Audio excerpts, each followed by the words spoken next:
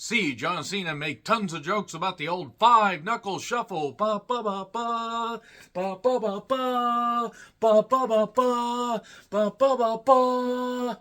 And Ricky Stanicky, an Amazon original from Amazon MGM Studios from writer director Peter Farley, who did movies such as There's Something About Mary. Remember the joke about the hair? Remember that? I'm trying to kind of edit myself here, even though this movie didn't bother editing itself.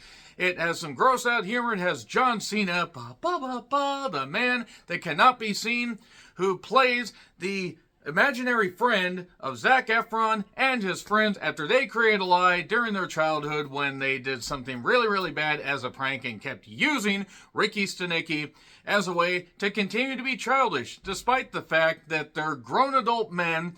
Some are in relationships. Some are in relationships they're keeping secret. They have responsibilities. And they just keep making up lies upon lies upon lies to continue to be immature. But those lies get exposed, and then they have to get Rod, played by John Cena, the man who can't be seen, to play a guy that now must be seen, so they can realize that, hey, we're not telling a lie. We've never been telling a lie. This guy is the friend that we've talked about. Even though none of it matches up, and it just piles lies upon lies upon lies and unfunny jokes, and John Cena slumming it in a movie where he, quite frankly, is way better than this. This has William H. Macy in it. A guy that was in Air Force One, yes, has been in some movies that weren't all that great, but William H. Macy, a pretty revered actor, slumming it in this. Am I making it clear as to how I felt about Ricky Stanicky yet? This was goddamn garbage is what it was. The Farley brothers have done some movies that have been, pretty appreciated. And I don't mind gross out movies. Hell, Joyride was one of my favorite movies of last year. Bottoms had some gross out moments and was even more hilarious than Joyride. But the thing is, you actually have characters and good writing and energy and good performances. And not people stretching jokes out to their absolute goddamn limit like they're taffy left on the dark side of the sun. Assuming the sun even has a dark side. I don't know what I'm talking about. This movie didn't know what it wanted to be. Gross out jokes? Okay, cool, whatever. They aren't funny, but at least they're there. Oh, let's have some heartwarming stuff about characters that aren't, they don't even have that many good qualities. I mean, even John Cena playing Rod, he's perpetuating a lie throughout this entire thing. And Nathan Jones is in this, by the way, for longtime wrestling fans, especially for deep cut wrestling fans. You may remember that guy from WWA. No, not the Bruiser and Snyder territory, but the one that was run in Australia. Kind of makes sense given that he's a big Australian guy. If anybody remembers Troy, remember the big bald guy that Brad Pitt killed? Sorry, spoilers. Yeah, that guy. That guy, just for movie fans. He's also been in other stuff. Anyway, yeah, Zac Efron's in this. As if I thought the remake of Firestarter, Twisted Firestarter, was too much.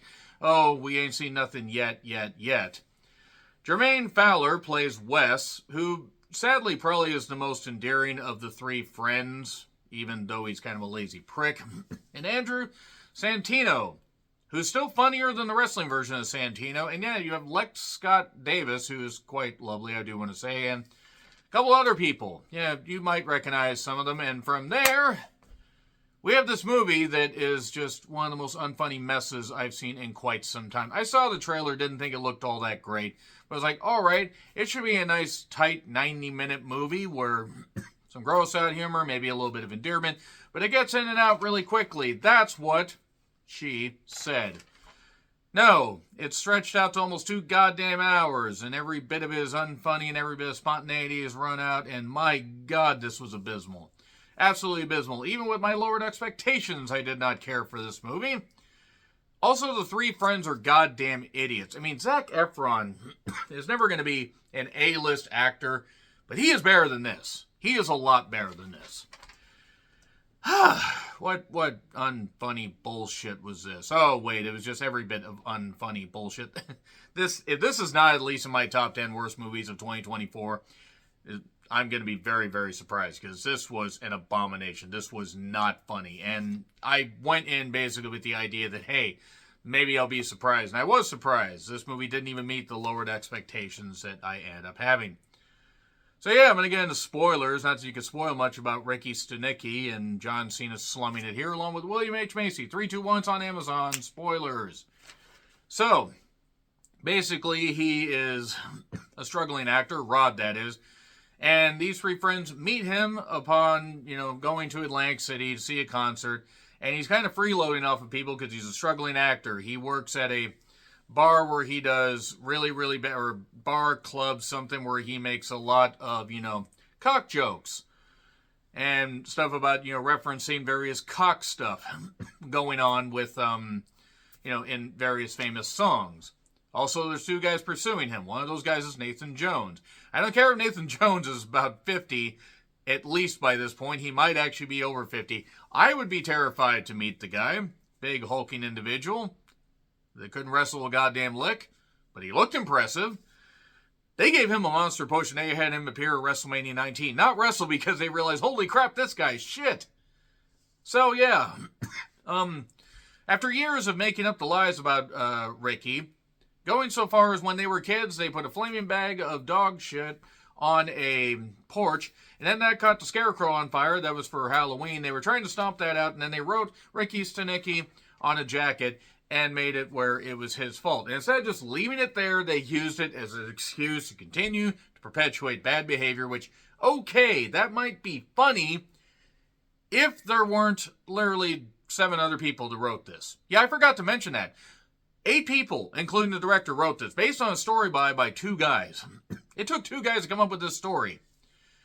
Look, I'm sure that the writers are very nice people, but nobody can justify 8 goddamn people writing this. Being credited writing this. I mean, and just 6 people, if you take out the based on the story by guys. A couple of them, one did Me, Myself, and Irene, which was fine, and the Dumb and Dumber sequel that people wanted until they got it. And then Hall Pass and The Now. And just, my God, seriously, what the fuck was this? So, yeah, they instead of being around for JT, that's Andrew's, wife's or significant other. I actually don't know if they're married. I don't really give a shit. She's going to have a kid.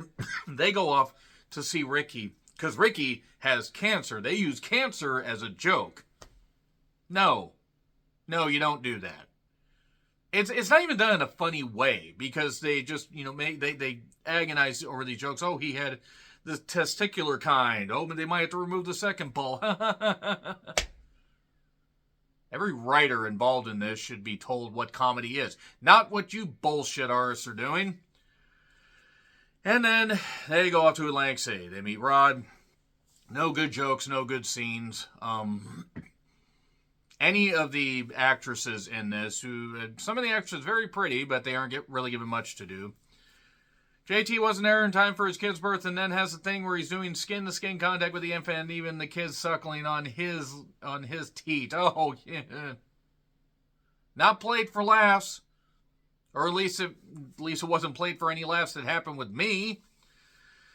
Cena does goofy wah-ba-ba-ba songs. I remember when Cena made good movies. This is about as offensively bad as Freelance, by the way. And he's a drunk.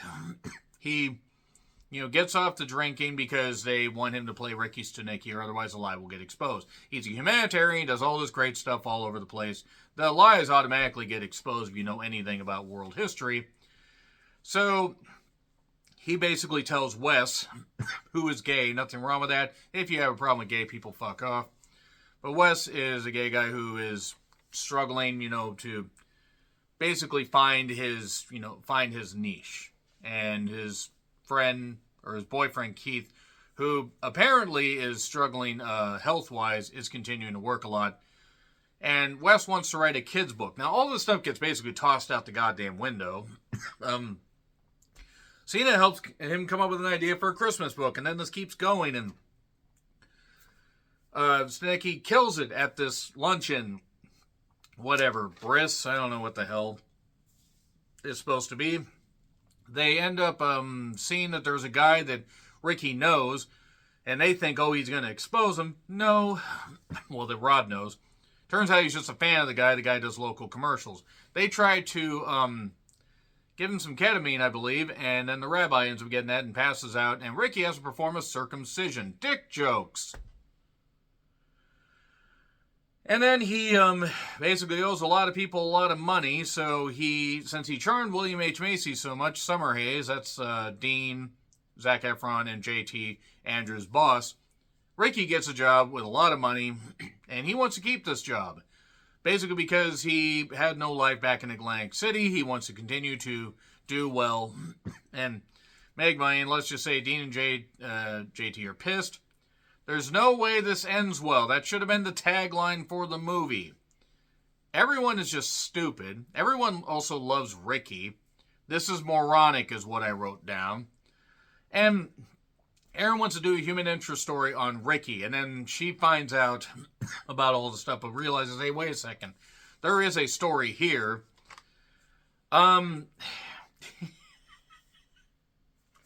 Ricky comes up with ideas on how to make this, this firm or this bank or financial institution, whatever the fuck it is that they run, a lot better. And also he makes a note that when William H. Macy does stuff like this, he gets all excited. It looks like he's air-dicking.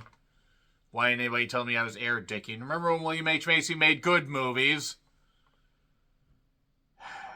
And Dean got caught, in the lies. Erin was pissed at him. All this stuff happens within the last few minutes. Also, there was this side little bit with Ricky falling for, I want to say Erin's cousin, who I think is played by the Farrelly's, daughter. I don't know which one. I don't care. It could be Peters. It could be the long-lost Farrelly brother that probably decided to make something else of his life other than doing shit like this. The news reported it, and Ricky basically pours his heart out, and everything's great. Oh, and the two mob guys are actually serving him a cease and desist because he mocked Billy Idol songs. Or it could have been Billy Joel songs. Hell, it could have been both. I mean, Cena isn't the worst singer in the goddamn world. This is shit. That's it. That's basically it right there. So everybody's fine, and Ricky and Rod was able to basically be Ricky, and everything was good. He was just such a good actor that everything worked out.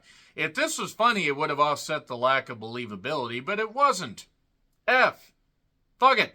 Agree, disagree, what I said, like, share, subscribe, Twitter handle in the description. I'm John Redland. I'll see you soon.